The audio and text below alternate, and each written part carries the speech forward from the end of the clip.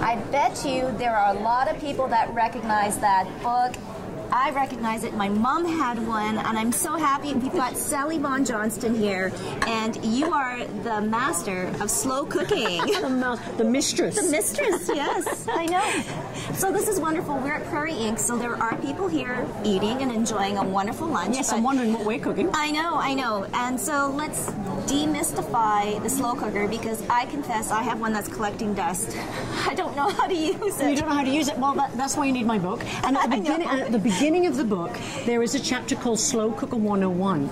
And that tells you all the little tips and such that you need to know which slow cooker to buy, how to use yours, how to get to know it, because you kind of need to. They're like friends. You need to get to know your slow cooker. Yeah, they're all a little quirky. Some cook different to others, I got to tell you. But once you get to know it, So what I'm making here, by the way, is a perfect pork chili. That's what we call it. And I love this because you'll see we've got nice chunks of pork in here. Yes. This uses a cheaper cut of pork, pork shoulder. Really important, actually, because a lot of people are watching their budget these days, and the slow cooker is great for cooking the cheaper cuts of meat. Sometimes people go, well, the cheaper cuts of fat. Yeah, that's some good stuff. You cut off the excess fat, but that it gets nice and tender in the slow cooker, but stays moist at the same time. Okay. So that's the pork shoulder, and then I have just before you came, I just slightly cooked some onions here, just to soften them up. And you want to do that because for some reason onions don't cook as quickly in the slow cooker,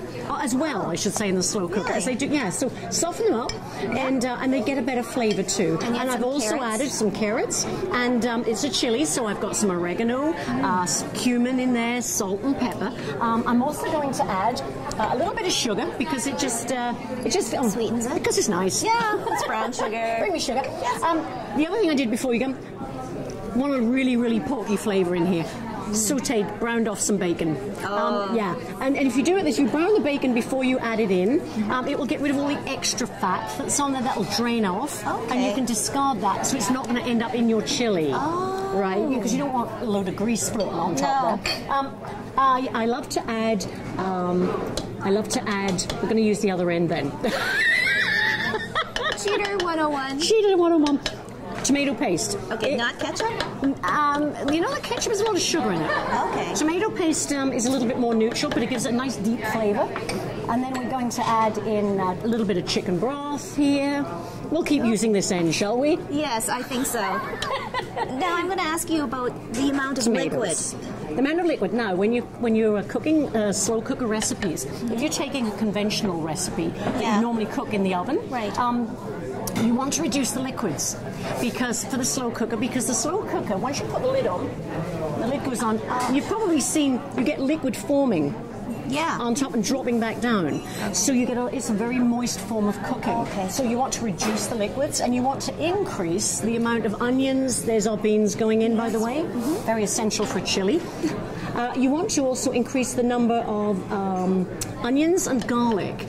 People think that the longer you cook something, the better the flavor becomes. But actually, in the slow cooker, the flavors can become dull after 6 or 8 hours, which is a typical cooking time. So you want to increase. So you'll see sometimes recipes will call for 4 to 6 cloves of garlic. Don't be afraid. Do not be afraid. It's fine. It's going to come out great in the end.